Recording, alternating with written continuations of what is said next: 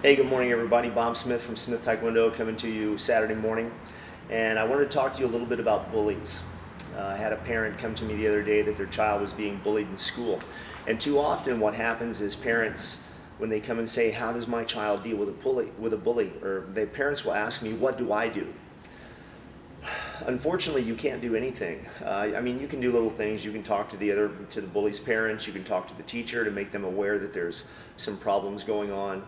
But bullying has been going on since the beginning of time, and especially in our PC society in this country, where we make more laws that don't work and more rules and restrictions that don't work and often empower the bully. All it does is make the good guy more receptible or available to be a victim. So there isn't a whole lot that you can do other than encouraging your child and empowering your child. A parent came to me the other day and told me that their child was being picked on in school by another little boy.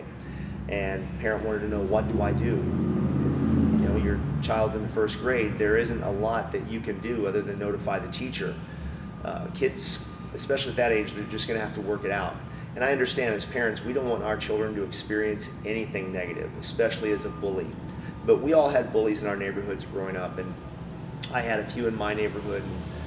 One day, my brother just got fed up with it, and three brothers. My brother took me out in the middle of the road and made me fight all three of them at the same time. And surprisingly enough, that happened when I was probably 7 or 8 years old, and those guys never bothered me again through school.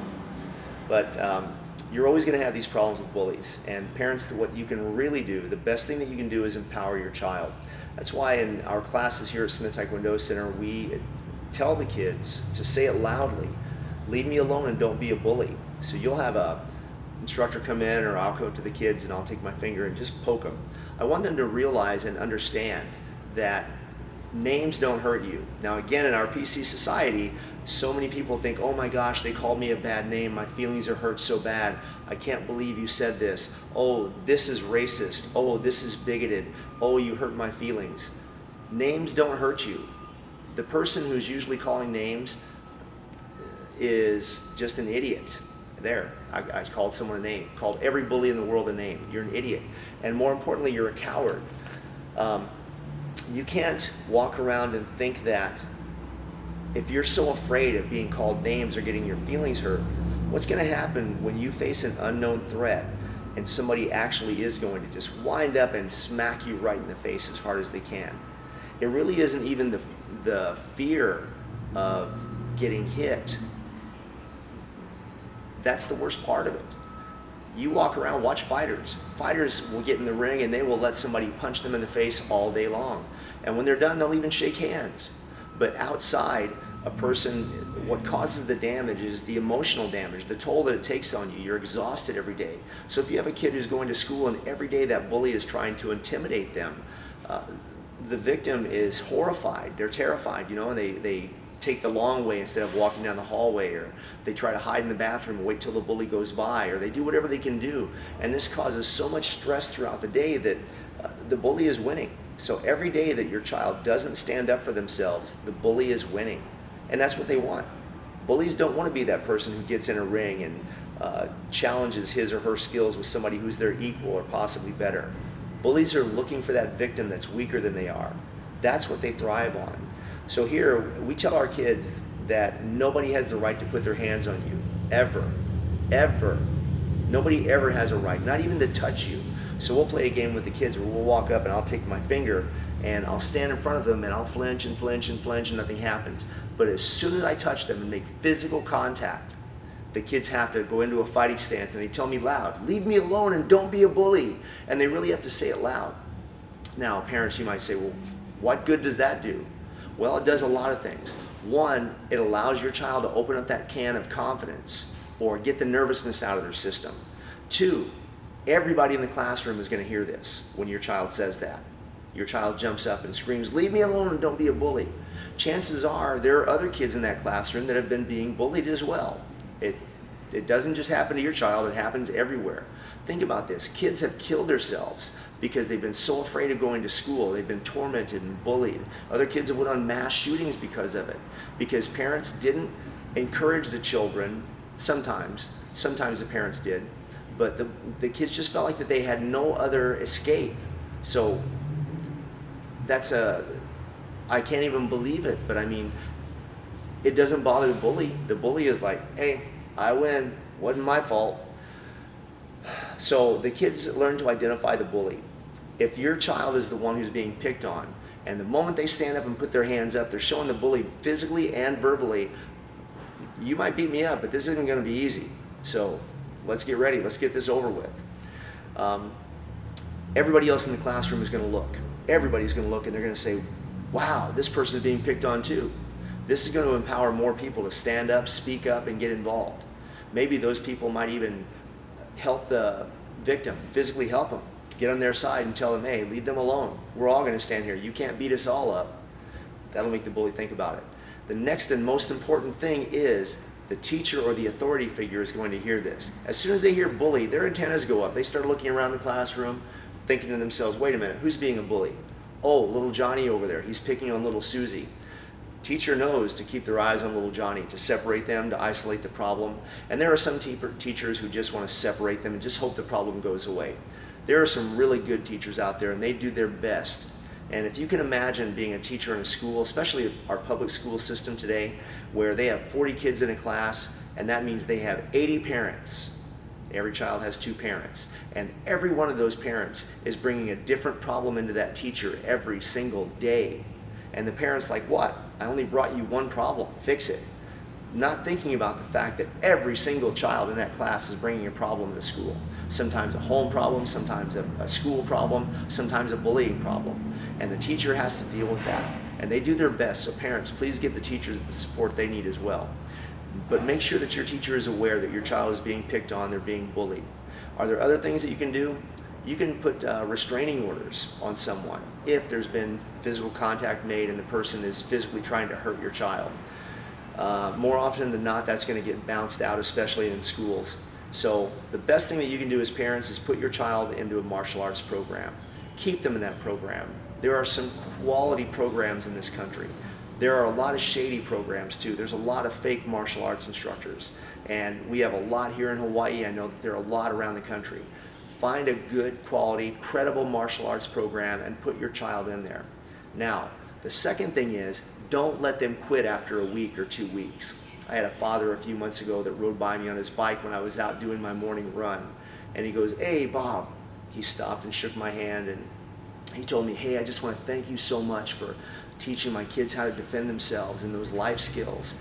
And I wanted to say something, but I was busy in my run, I was preoccupied, and 2, all I could really say was, hey, you made your decision, you're welcome.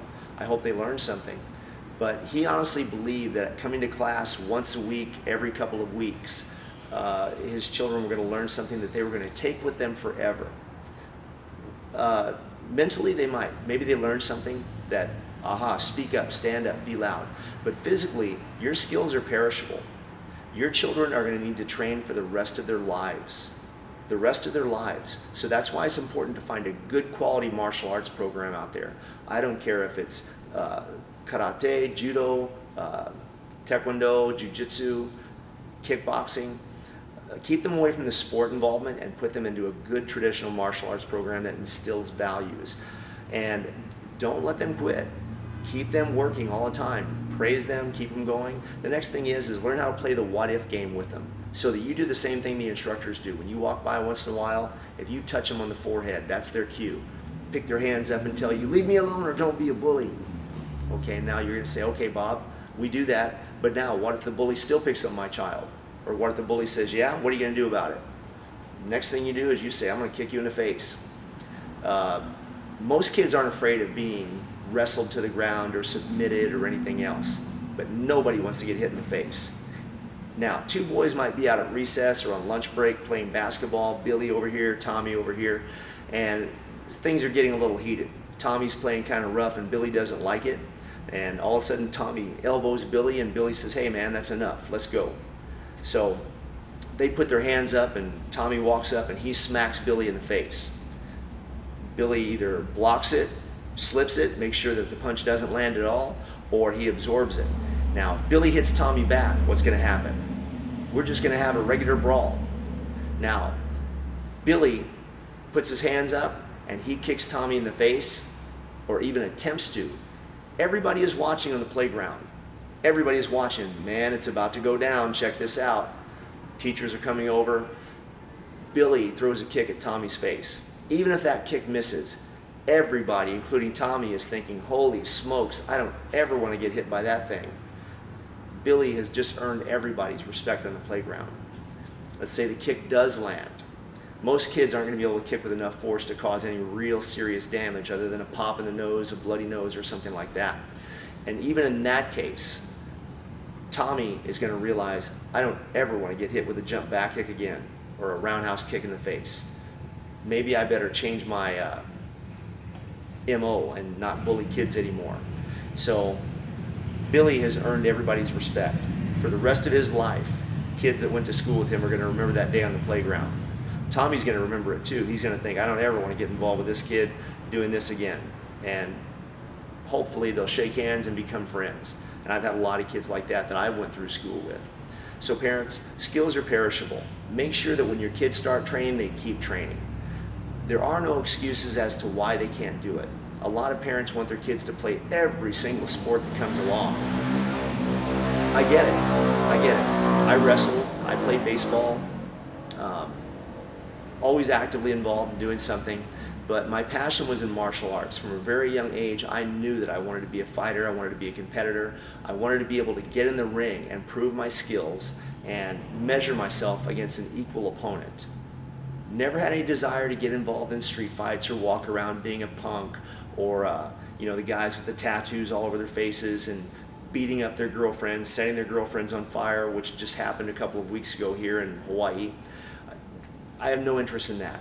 You're not even a man, in my opinion, especially a guy who has to beat up his girlfriend. But I wanted to actually challenge myself against an equal adversary, or more so. So find a good quality martial arts program, parents. Put your children in that program and encourage them to continue doing what they're doing and not to quit. Teach them to face a bully, because there's going to come a time in their lives when you won't be there anymore. You won't be able to protect them or shelter them. So your children need to learn from a very, very young age to be independent. Sparring is crucial. How come? Because children learn when they're getting hit or kicked or punched in sparring that it's not really that bad. They don't have to be afraid of it. That is such a good tool to give them for the rest of their lives, to know that they can walk around with a group of people and not have to be in fear of someone because that person looks scary, that person tried to intimidate them, and realizing that getting punched or getting kicked isn't really as bad as it sounds, and they also have the skills to be able to avoid it, to block it, protect themselves, and defend themselves. Parents, that's what we all want. We all want our children to be able to be safe and protected and be able to take care of themselves when we're no longer here. So get your child in a good quality martial arts program. Keep them going. This is Bob Smith. God bless. Remember, blood makes you related, but loyalty makes you family. Out.